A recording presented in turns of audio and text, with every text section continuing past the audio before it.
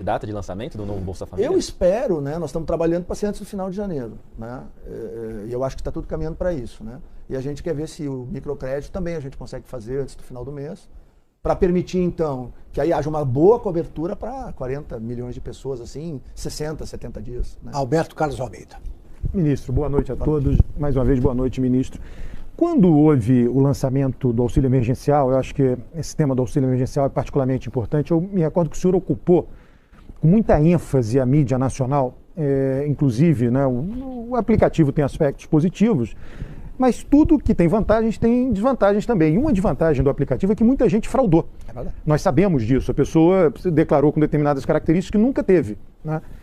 E eu me lembro, acompanhei com muita atenção o noticiário da época, o senhor foi muito duro com relação às fraudes, dizendo que iria colocar a polícia em cima dos fraudadores. O auxílio emergencial custou aproximadamente, naquele período de R$600 por mês, custou aproximadamente 50 bi por mês. Né, que é eu estava pensando aqui da onde saiu o recurso, né, do orçamento de guerra. Aquilo ali foi 150 bi. Nós queríamos concluir o ano com uma expectativa de déficit de 2% do PIB, estamos chegando, sei lá, 11% do PIB, né, 900 bilhões, quase 1 tri, né, tem a ver com a queda de arrecadação, com os gastos adicionais, né, crédito a mais para as prefeituras, para os estados, auxílio emergencial, uma parte importante da conta. Bom, juntando tudo isso, quer dizer, a necessidade de ser eficiente no gasto, né, por um lado, a necessidade de gastar por conta da crise da pandemia.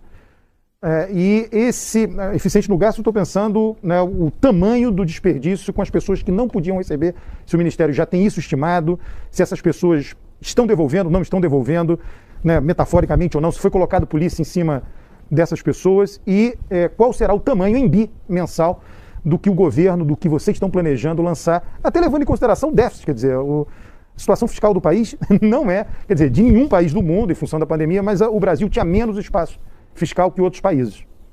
Bom, primeiro dizer que nós tivemos ali, quando a gente chegou próximo dos 50 milhões, nós tivemos duas grandes avaliações. Uma que foi feita pela CGU e outra que foi feita pelo TCU. O melhor sistema de controle do mundo é o do sistema de pensões americanos. Eles pagam aí em torno de 80, 90 milhões de benefícios mês. Eles há 10 anos não têm nenhum apontamento dos órgãos de controle e eles assumem a linha de corte de 0,82 como razoável numa operação que chega a quase 100 milhões de benefícios distribuídos no mês. 0,82 eles acham que é razoável para fraude, engano ou, né, dificuldades. Inclusive é tomado esse valor de 0,82 como referência para vários órgãos de controle em toda a América. Né? Eles são considerados os melhores do mundo. Somando as duas avaliações, em torno dos 50 milhões de pessoas que nós atendemos, do TCU e da CGU, o grau de desconformidade, então, do auxílio emergencial ficou em 0,5. Ou seja, bem abaixo do melhor do mundo. Apesar de todas as dificuldades que nós tivemos. Devolução, nós estamos na casa dos 215, 220 mil pessoas que já devolveram o auxílio emergencial.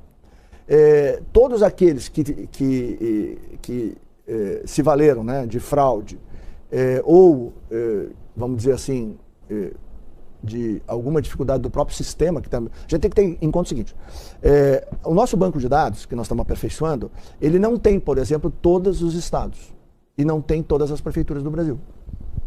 Então tinha lá, você é servidor público ou não? Então o cara que é servidor público, isso aconteceu em várias cidades do Brasil. Ele botava não, então estava mentindo, né?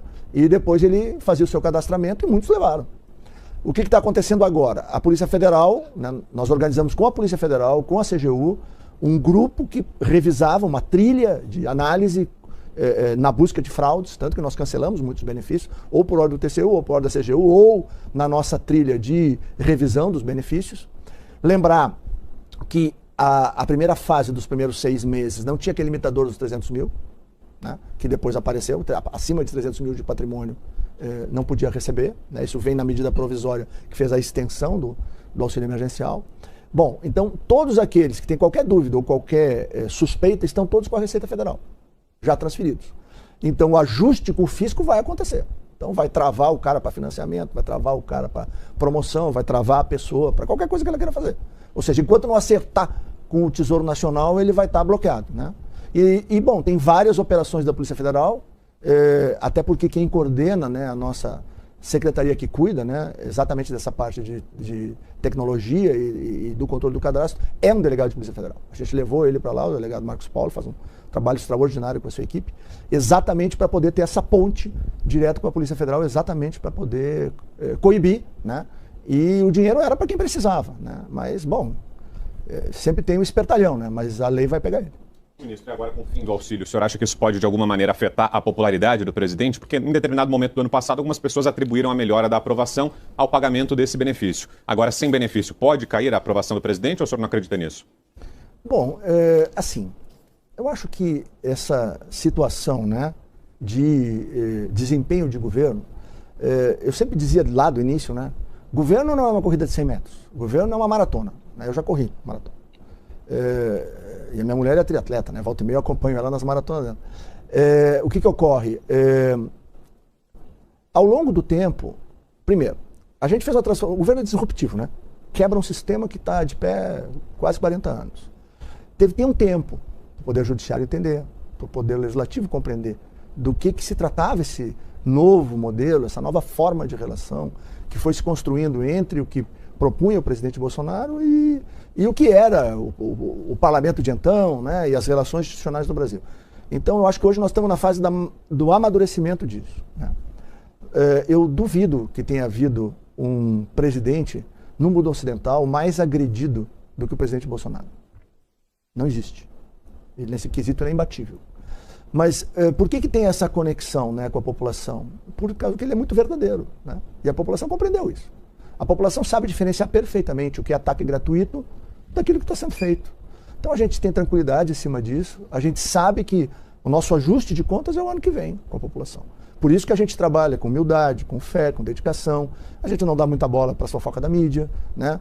Em muitos momentos tentaram jogar ministros um contra o outro, fazer né, muitas ondas, né, tentando desagregar, desarrumar o governo, né? Mas nunca conseguiram e não vão conseguir. A gente realmente sabe que a gente tem um propósito de transformar o país, fazer os brasileiros viver melhor, superar gargalos históricos, né? Tu olha, por exemplo, para o parlamento. Eu ajudei a fazer a regularização fundiária, né? Ela é essencial, por exemplo, para a Amazônia inteira. Como é que tu responsabiliza alguém que derrubou uma árvore ou está fazendo uma queimada se aquela terra não tem dono? Né? Então, a gente tem que se lembrar que na Amazônia tem 25 milhões de brasileiros e brasileiras que vivem sobre o solo mais rico do planeta. Mas a maioria absoluta é pobre, é vulnerável. Então precisa dar consequência a isso. Então a regularização fundiária é o primeiro passo. Só em terras dadas pelos governos Fernando Henrique, Lula e Dilma para o MST, sabe quanto é o potencial de regularização, entregar a escritura para a pessoa? São 900 mil famílias, Augusto. A minha família veio da Itália, eu sou terceira geração. Por que eles vieram de lá em 1877? Porque lá eles podiam trabalhar 20 gerações e não iam ter meio metro de terra. Eles vieram aqui porque tinha oferta de 40 hectares de terra no Brasil. Ela mora em Brusque, Santa Catarina, um exemplo típico disso. Talvez o minifúndio de maior sucesso da história do planeta é lá em Santa Catarina. Então isso mobilizou os alemães que vieram em 1824, a minha gente da Itália, a gente veio para cá. Para quê? Em busca de propriedade e liberdade. Era só o que eles buscavam. Comeram pão que o diabo amassou com o rabo. Mas olha as regiões em que essas pessoas chegaram, o que é hoje? Elas lutaram, como eu luto, o presidente luta para fazer um país melhor. Então nós buscamos isso. Então por mais que hajam todos esses ataques, a gente sabe que a gente tem um rumo, o nosso comandante mantém firme o leme da nossa embarcação e a gente não vai perder o rumo, não. Onix, antes de passar para a pergunta da Paula, eu queria dizer o seguinte: muita gente disse que para você conseguir fazer a regularização fundiária do Pará, você vai precisar de 2 andares, né? Bom, na Amazônia toda tem muito problema, né? Mas o que nós precisamos? Nós precisamos fazer a regularização fundiária. Por exemplo, Rodrigo Maia, você está em cima. Para quê?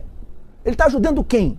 Ele está ajudando ao MST manter uma dependência das pessoas? Vai lá e cobra pedágio das famílias? É direito real de uso. O sujeito falece e o seu filho, a sua mulher, o seu filho não tem direito sobre a terra. Isso é uma maluquice. Fora, né, aquela área comum que o MST obriga os assentados para poder fazer arrendamento para terceiros, aonde o movimento se financia. Porque acabou o dinheiro público com essa gente. Pode ver que acabou os Abril Vermelho, acabou a confusão no Brasil. Né? Então hoje o produtor rural brasileiro tem tranquilidade de saber que a sua propriedade está salvaguardada. Esse é um direito que a gente não pode abrir mão. Eu lutei muito, e eu acho que o Alberto vai lembrar, acho que tu também vai lembrar, no Código Florestal Brasileiro. Salarial, que deverá ser liberada entre os meses